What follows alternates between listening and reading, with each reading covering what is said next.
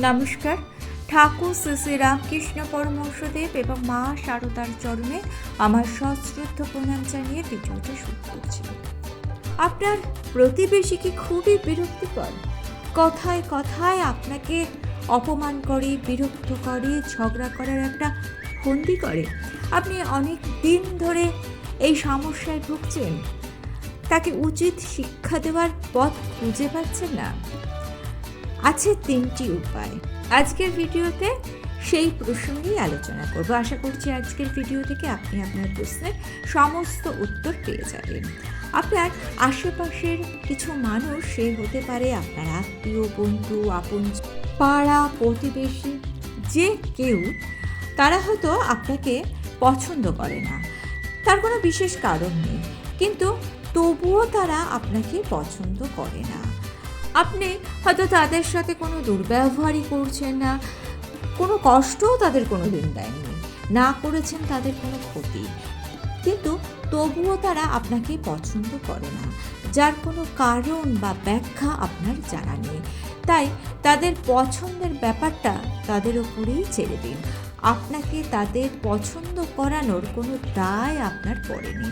আপনি আপনার নিজের কথা ভাবুন, নিজের জীবনকে কিভাবে অর্থপূর্ণ করে তোলা যায় সেটা ভাবুন, সেই দিকেই মনোনিবেশ করুন। আপনার প্রতিবেশী যদি আপনার সঙ্গে ঝগড়া করে, তার কোনো না কোনো কারণ তো রয়েছে। তার মধ্যে সব থেকে অবাক করা একটা কারণটি এটাও হতে পারে যে কোনো দিন কোনো না কোনোভাবে আপনার দ্বারা তিনি উপকৃত হয়েছিলেন।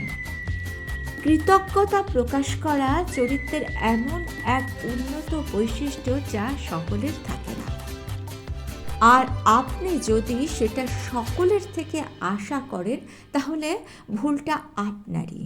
আপনাকে ডোবানোর মানসিকতা নিয়ে আপনার আশেপাশে অনেক মানুষই রয়েছেন, যাদের হয়তো একদিন আপনি হাতে ধরে সাঁতার শিখিয়েছিলেন।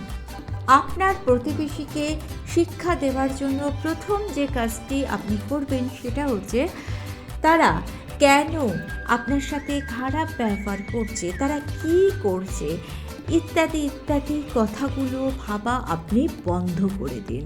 অর্থাৎ আপনার প্রতিবেশীকে নিয়ে চিন্তা ভাবনা করা আপনি ছেড়ে দিন।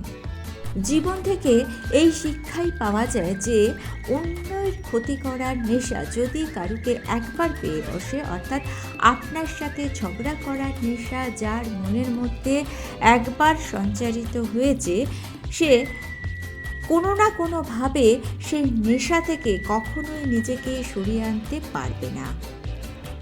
লোহার বুট পরে যেমন মরুভূমিতে হাঁটা যায় না, সেই রকমভাবে আপনি চাইলেও তাদের সংশোধন করতে পারবেন না।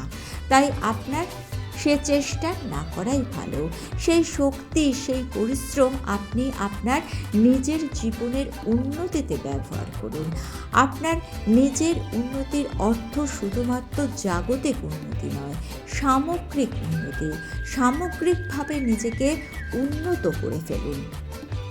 শ্রীমা বলছেন, বেশিরভাগ মানুষ জানেই না যে সে আসক্ত হয়ে কাজ করলে মন তমগুণে আচ্ছন্ন হয়, আবার অতিরিক্ত উৎসাহ বা উদ্দীপনা নিয়ে কাজ করলে মন চঞ্চল হয়।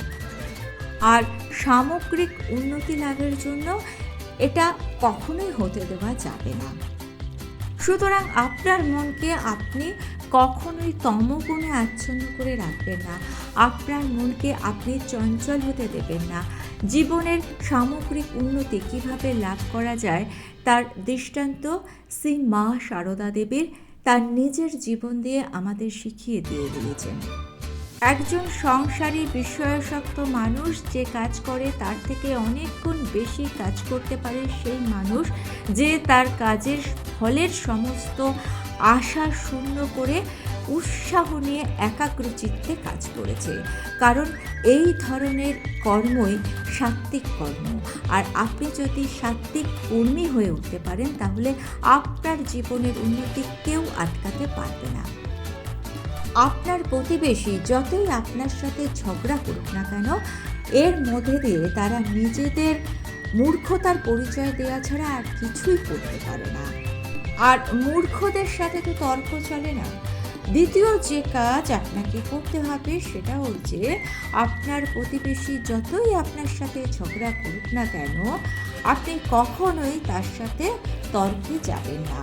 মূর্খদের সাথে তর্ক করলে শুধুমাত্র শক্তিরই অপচয় হবে, আর কিছুই হবে না। কারণ গাধাকে তো কিছুই শেখানো যায় না, গাধার সাথে তর্কও চলে। গাধার পিঠে এক মন বই রাখলেও গাধা গাধাই থাকবে। তাই মূর্খদের সাথে অযথা তর্ক করে আপনি নিজেকে ছোট করবেন না, আপনি চুপ করে যান। আপনার নীরবতার ভাষা আপনার কথা বলার থেকে অনেক বেশি কার্যকরী হতে পারে। তাই আপনি মৌনতা অবলম্বন করুন। আপনার প্রতিবেশীকে শিক্ষা দেবার সব থেকে উৎকৃষ্ট উপায় তার ব্যক্তিত্ব ও চরিত্র থেকে আপনার ব্যক্তিত্ব ও চরিত্রকে এতটাই মহৎ ও উন্নত করে তুলুন যে আপনার ধারে কাছে ঘেঁষার ক্ষমতাও যেন তার না হয়। আপনার সাথে উচ্চস্বরে কথা বলা তো দূরস্থ, আপনার সাথে কথা বলতে আসলে যেন তার মাথাটি আপনার সামনে নিচুই থাকে। আপনি নিজেকে এতটাই মহৎ ও আদর্শবান করে তুলুন। এই প্রকৃতিতে যেসব প্রাণীরা আছে তাদের মধ্যে 3টি গুণ বর্তমান: তম, রজ ও সত্ত্ব। তমর বৈশিষ্ট্য আলস্য ও জড়তা, সেটি হলো প্রাণী স্বভাবের কাছাকাছি। কর্মের প্রবণতা হচ্ছে রাজসিক মানুষের স্বভাব, যা উদ্বুদ্ধ প্রাণীর স্তরকে নির্দেশ করে। আর সত্ত্ব প্রকাশের মাধ্যম হলো সাম্য, জ্ঞান ও নানা রকমের সৎ গুণাবলী। এই প্রসঙ্গে একজন সৎ, বিনয়ী, নম্র স্বভাবের নেতার কথা না বললেই নয়, বিনয় অভাব। তিনি বহুবার বদ্রীনাথ দর্শনে যেতেন। বৃদ্ধ অবস্থাতেও তিনি বদ্রীনাথ দর্শনে গিয়েছিলেন। সেই সময় পাকা রাস্তা ছিল না, যাত্রীরা পায়ে হেঁটেই পাহাড়ি চড়াই উতরাই পথ ভেঙে বদ্রীনাথ দর্শন করতেন। বিনয় বাবাজি চলেছেন বদ্রীনাথ দর্শনে। যাত্রাপথে দেখলেন কিছু শ্রমিক পাথর কেটে রাস্তা তৈরি করছে। তিনি তাদের একজনকে প্রশ্ন করলেন, তুমি কি করছো? শ্রমিকটি রূঢ়ভাবে উত্তর দিলেন, দেখতে পাচ্ছেন না, পাথর ভাঙছি। তিনি এবার প্রশ্ন করলেন যে কেন ভাঙছো? শ্রমিকটি খুব রূঢ়ভাবে বলল, রোজগার করতে, পেটের দায় মেটাতে, আবার কি? তিনি শান্ত হয়ে হাঁটতে শুরু করলেন। কিছু দূর এসে তিনি আবার একজন শ্রমিককে জিজ্ঞাসা করলেন, তুমি কি করছো? সেও বেশ রূঢ় ভাষায় উত্তর দিলেন, আমি পাথর ভাঙছি, আপনি দেখতে পাচ্ছেন না। তিনি আবার প্রশ্ন করলেন, কেন? শ্রমিকটি বলল যে তার পরিবারের ভরণ পোষণের জন্য সে পাথর ভাঙছে। তাকে দেখে তার সঙ্গী সাথীরা বুঝতে পারছিল না যে বারে বারে তিনি একই প্রশ্ন কেন করছেন আর বারে বারে অপমানিত কেন হচ্ছেন। এই কথা জিজ্ঞাসা করলেও তিনি মৃদু হেসে হাঁটতে শুরু করলেন, কোনো উত্তর দিলেন না। হাঁটতে হাঁটতে আরও কিছুটা এগিয়ে যাওয়ার পর আবার একজন শ্রমিককে দেখতে পেয়ে জিজ্ঞাসা করলেন যে তুমি কেন পাথর ভাঙছো? তখন শ্রমিকটি অত্যন্ত নম্রভাবে উত্তর দিলেন, বাবাজি, আমি পাথর ভাঙছি কারণ একটা রাস্তা তৈরি করব। আসলে এখানে একটা রাস্তা তৈরির কাজ হচ্ছে, সেই কাজই আমি করছি যাতে পথযাত্রীরা অত্যন্ত সহজভাবে কষ্ট না করে বদ্রীনাথ ধামে পৌঁছাতে পারে। বিনয় বাবাজি সেই শ্রমিকের গলা জড়িয়ে ধরে বললেন, তিনি এখন শান্তিতে মরতেও পারবেন, কেননা একজন সচেতন নাগরিক তিনি দেখে যেতে পারছেন যে দেশে এত উন্নত চরিত্রের মানুষ, সেই দেশের উন্নতি আটকাবার সাধ্য কারণ নেই। সারা পৃথিবীর মধ্যে সেরা হয়ে উঠবে সেই দেশ।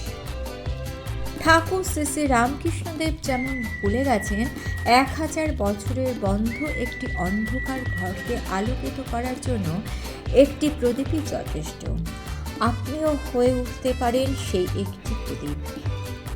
সেই একটি প্রদীপের আলোয় সমস্ত অন্ধকার দূর হয়ে যেতে পারে।